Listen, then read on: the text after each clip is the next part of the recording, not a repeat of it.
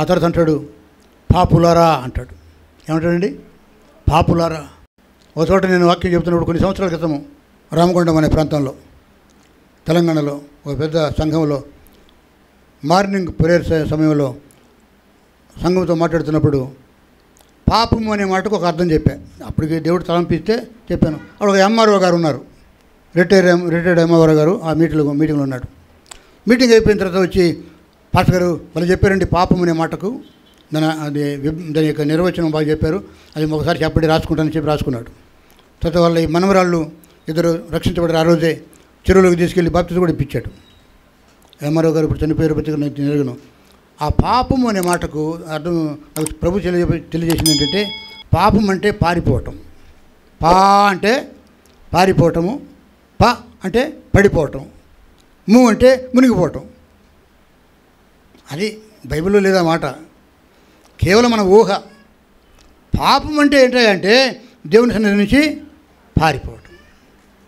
సంఘం వద్దు, ప్రార్థన వద్దు, వాక్యం వద్దు, సహవాసం వద్దు, కాదు నేనే ఉంటా, నేనే నిటారుగా. పాపం అంటే దేవుని విడిచిపెట్టి, దేవుని సన్నిధి విడిచిపెట్టి పారిపోవటము పాపం. పారిపోతూ ఒకటి తరుగుతున్నాడు వెనక, తరిమేవాడికి ఉరికేవాడు లోకు అంట. మనం పడుతూ లేస్తూ వెనక్కి ముందు చూసుకుంటూ పరిగెత్తుంటే ఎవడో తరుగుతున్నట్టు తట్టుకొని పడతాం. నీతిమంతుడు 7 సార్లు పడినను, ఎన్నిసార్లు పడతాను? 7 అంటే పరిపూర్ణత, గంటకంటే ఇంకెక్కువ ఉండదు.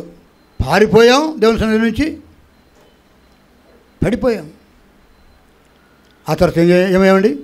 ముందు ఏదో వచ్చింది, నుయ్యో గొయ్యో, అందులో మునిగిపోయాం. హల్లెలూయా, భలే చెప్పారండి. నేనేదో తలంపు వచ్చి చెప్పా, అది పెద్ద ప్రసంగం కాదు. ఎంఆర్ఓ గారు రాసుకున్నాడు, నన్ను హెచ్చించుకోవాలా, నేను బాగా చెప్పాను అని చెప్పి తగ్గించుకోవాలి. ప్రేమ దేవుని పిల్లరా, వ్యభిచారులారా, ఈ లోక స్నేహము దేవునితో వైరమని మీరు తెలుసుకోండి. రెండవదిగా పాపులారా, ఏ పాపం చేస్తే మన పాపం ఏమండి? ఏ పాపం అండి? ఆజ్ఞాతిక్రమమే పాపం. ఆజ్ఞలు కాదు, 10 ఆజ్ఞలు ఇచ్చాడు దేవుడు ఇశ్రాయేలుకి. ఒక ఆజ్ఞ తప్పిపోయినా పాపమే. యేసుక్రీస్తు వారు ఇప్పుడు 2 ఆజ్ఞలే ఇచ్చాడు. నన్ను ప్రేమించు, నీ పొరుగువాడిని ప్రేమించు. మనం 2 కూడా చేయలేకపోతున్నాం, వాడు 10 చేయలేకపోయారు. ఇది నేనంటాను 10 ఆజ్ఞలు దేవుడు ఇశ్రాయేలుకి ఇస్తే 10 అవకాశాలు ఇచ్చాడు మన దేవుడికి. దేవుడు వాళ్ళకి ఏమి ఇచ్చాడంటే 10 అవకాశాలు ఇచ్చాడు. ఒక ఆజ్ఞ, ఒక అవకాశం. దేవుడు ఇచ్చిన అవకాశాన్ని మనం ఉపయోగించకపోతే మరి ప్రమాదంలో పడిపోతాం. ఏదైనా మన యేసయ్య 2 ఆజ్ఞలు ఇచ్చాడు, 2 అవకాశాలు ఇచ్చాడు. ఒకటి కాకపోతే ఒకటైనా మనకు అవకాశం ఉంది. దేవుడు ఇచ్చిన అవకాశాన్ని మనం వినియోగించుకుంటే మనం బతుకుతాం. ప్రేమ దేవుని పాపులారా అంటాడు. ఏవేవో పాపాలు చేసి మనం పాపలం కావట్లేదు. ఆదాము చేసిన పాపం ఏముందండి? అయ్యో పాపం అంటుంది. పాపమా? ఆదాము పెద్దగా పాపం దేవుని చిత్తాన్ని నెరవేరుస్తూ ఆదాము పొలంలో పనిచేస్తున్నాడండి. దేవుడు ఆదాముకి ఇచ్చినటువంటి తోటలో సేద్యం చేస్తూ ఉన్నాడు. పాపం చేసింది హవ్వ. ప్రశ్నించింది ఎవరిని? దేవుడు. ఆదామా ఎక్కడున్నావు అన్నాడు, కానీ హవ్వ ఎక్కడున్నావు అని అనలే. ఎందుకంటే బాధ్యుడు వీడే. ఎందుకంటే పురుషుడు స్త్రీకి హెడ్, అందుకనే స్త్రీని హెడ్లో నుంచి చేయలే దేవుడు. ఎక్కడ చేశాడండి? ఎముకలను చేశాడు. పాదములో నుంచి, చేతిలో నుంచి చేయలేదు, పక్క ఎముకలను చేశాడు. సాటిన సహాయం. హల్లెలూయా. ఆదాముని దేవుడు మట్టిలో చేశాడు. మట్టి కరిగిపోద్ది, పెద్ద వర్షం వస్తే ముద్ద అయిపోద్ది, బురద అయిపోద్ది. కానీ వర్షం వచ్చినా ఎముక గట్టిగానే ఉంటుంది. ఎముక గట్టిదే, స్త్రీ గట్టిదే. కానీ స్త్రీ వల్లనే పాపం లోకంలో ప్రవేశించింది. ఏదో హవ్వను మనం తక్కువగా భావించడం కోసం కాదు ఈ మాట. పాపము హవ్వ చేసింది. ఆ పాపం ఎవరికి అంటుకుంది? ఆదాముకు అంటుకుంది. నీ పాపము నీ పిల్లలకు అంటుకుంటుంది. పాపం అనేది అంటురోగం కంటే భయంకరమైనది. నీ పాపము నీ పిల్లల తరానికి ఉంటుంది. మన తాతలు, మన ముత్తాతలు చేసినటువంటి మన పితరుల పాపాలు మన మీద పనిచేస్తున్నాయి. దానియేలు అంటాడు, అయ్యా మా పితరుల పాపాలు క్షమించు దేవా. మా పితరులు చేసిన పాపానికి మేము చెరపట్టబడ్డాం. మా తాతలు, మా తండ్రులు చేసిన పాపము తెలియక చేశారో తెలిసి చేశారో ఆ పాప ప్రభావం మా మీద ఉంది. అందుకని మేము ఆ పాప ప్రభావాన్ని మేము అనుభవిస్తూ ఉన్నాం. ఈ దరిద్రత, ఈ బానిసత్వము మేము అనుభవిస్తున్నాం. నెమ్మది లేదు, సమాధానం లేదు. మేము భయంతో పరిగెడుతున్నాం, పడిపోతున్నాం. పాపులారా, ఏదైనా నీవు నేను ఈ ఉదయం లేచింది మొదలుకొని దేవుని దృష్టిలో ఏ పాపం చేశాం? మాటతో చేశామా? తలంపుతో చేశామా? క్రియతో చేశామా? ఇది ఖచ్చితమైనటువంటి మార్గం అండి. లోకంలో ఉన్నటువంటి ఆ మతం ఈ మతం గురించి మనం చెప్పుకోవట్లేదు. యేసుక్రీస్తు వారు మతకర్త కాదు. అయితే యేసుక్రీస్తు వారు తన ద్వారా కానీ తన శిష్యుల ద్వారా కానీ ఏం మాట్లాడుతున్నట్టే పాపులారా అంటున్నాడు. మనము ఏమని పిలువబడాలండి? వాస్తవానికి న్యాయానికి నీతిమంతులారా, భక్తులారా, నా పిల్లలారా అని పిలువబడాలి. కానీ వాక్యం తెలుస్తుందంటే యాకోబు ద్వారా పాపులారా అంటున్నాడు. ఏమంటున్నాడు చూడండి, పాపులారా ఏం చేయండి? మీరు మీ చేతులను శుభ్రం చేసుకోండి. మీ చేతులలో పాపం ఉంది. దావీదు భక్తుడు 57 కీర్తనలు అంటాడు, రక్తాపరాధం చేత నా చేతులు వ్యభిచరించాడు, మర్డర్ చేశాడు, నరహత్య చేశాడు. తన భర్తను చంపేసి భార్యను తీసుకొచ్చి ఇంట్లో పెట్టుకున్నాడు. భక్తుడే, దావీదు నువ్వు నా దృష్టిలో పాపం చేశావు. రక్తాపరాధం నీ చేతుల్లో ఉంది. ఆ రక్తాపరాధము, రక్తం అనేటువంటి ఆ పాపపు రక్తం చేత నింపబడినటువంటి ఆ చేతిని కడుక్కోవాలంటే యేసయ్య రక్తం కావాలి. హల్లెలూయా. నీ పాపములు కెంపు వలె ఎర్రగా ఉన్నను వాటిని నేను ఏం చేస్తాను? హిమము వలె తెల్లగా చేస్తాను.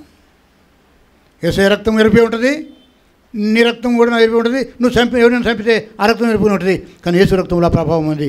నీ పాపములు కడుగబడతాయి, మీ పాపములు కప్పబడతాయి. పాపులారా, మీ చేతులను శుభ్రం చేసుకోండి. మొదటిది వ్యభిచారులారా, ఈ లోక స్నేహము దేవునితో వైరము అని తెలుసుకోండి. రెండవది పాపులారా, మీ చేతులు కడుక్కోండి. సరిపోద్దా? కాళ్ళు కూడా కడుక్కోవాలి. ప్రతిరోజు మనం ఏం చేస్తామండి? రోజుకు 2 సార్లు స్నానం చేసేవాళ్ళు ఉంటారు, రోజుకు 3 సార్లు స్నానం చేసేవాళ్ళు ఉంటారు. కనీసం ఒక్కసారైనా చేస్తారు. ఆ చిన్నతనంలో స్నానాలు చేసేవాళ్ళం కాదు. ఇంకా ఇసుకు పుట్టి చిరాకేసి స్నానం చేసుకోవాలరా ఈరోజు అనుకుంటేనే స్నానం చేసేవాళ్ళం. నేను చదువుకున్నాను కాబట్టి నేను రోజు స్నానం చేసేవాడిని. నన్ను చూసినప్పుడు ఎగతాలు చేసేవాళ్ళు, అబ్బో నా వయసు ఫీజు రేగిపోతుందయ్యా, ఇక నా చదువుకున్న అబ్బాయి రోజు స్నానం చేస్తున్నాడు. అప్పుడు సబ్బు కూడా లేదు, ఉట్టి స్నానమే. మా ఇంటి ముందు వేప చెట్టు ఉంటుంది. ఆ వేప చెట్టు కింద బయటనే అందరూ చూస్తూ ఉంటారు. నాకు ఒక గోసి ఉండేది, మా అన్నకు ఒక గోసి. మా అమ్మ ఏమో మంచం నిలబెట్టుకుని ఆ మంచం చాటున అక్కడ చాటున బాత్రూమ్లు ఉండే కాదు అప్పుడు. చిన్న ఊరు, పాకలు, పూరిపాకలు, రైతులమే, అందరికి పొలాలు ఉన్నాయి. అప్పుడు పరిస్థితి. ఒకసారి నేను గోసి పోగొట్టుకుంటే, నా గోసి పోయింది, అటు పోయిందో గుంజ కట్టేవాడు.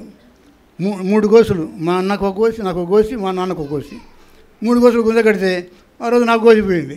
ఏదైనా నేను గోసిని మా నాన్న అడిగితే ఏమో నాన్నంటే కొట్టపోయాడు మా నాన్నను. పాత పేలిక అది. పాత పేలికి పోయినందుకు మా నాన్న కోపడ్డా నా మీద. నాకు ఇంకా గుర్తుకొస్తుంది. రోజుకు ఒకసారి స్నానం చేసేవాడిని. ఈరోజు అవసరమైతే 2 సార్లు 3 సార్లు కూడా స్నానం చేస్తాను. ఎందుకంటే తెలుసా, శరీరం మీద ఉన్న మట్టి పోవాలని. మలినం పోవడానికి స్నానం అవసరం. ఒక చేయి కడుక్కుంటే సరిపోదు, ఒక కాళ్ళు కడుక్కుంటే సరిపోదు. తల స్నానం చేయాలి, అభ్యంగన స్నానం ఉంటుంది. ఏమంటండి? అభ్యంగన స్నానం చేయాలి. ఎంత సబ్బు పడతామండి మనం? మా ఇంట్లో ఒక రాయి కూడా ఉంది, మా మామగారు ఇచ్చిన రాయి. మా మామ కట్నం ఇవ్వలే, రాయలసీమ రాయి ఒకటి ఇచ్చాడు, పెట్లో పెట్టాడు. ఆ రాయి ఇప్పటికీ ఉంది. ఆ రాయి కూడా వాడతాను నేను ఇప్పుడు, మట్టి పోవాలని చెప్పేసి. ఎలక తొలిదేసి ఎన్నాళ్ళు ఉతికినా నలుపే కానీ తెలుపు కాదు. శరీరం మీద ఉన్న మట్టి పోవాలి, దుమ్ము ధూళిపోవాలి, మంచిదే. శుభ్రానికి అది మంచిది, శరీరానికి రోగం రాకుండా ఉండాలంటే. కానీ ఆత్మకు పట్టిన ఆ యొక్క పాపం అనేటువంటి ఆ బురద ఎట్టపోద్ది. ఆ అపరాధం పోవాలంటే వాక్యం కావాలా. వాక్యోదక స్నానం చేత నువ్వు కడుగబడాలి, యేసు రక్తం చేత నువ్వు కప్పబడాలి.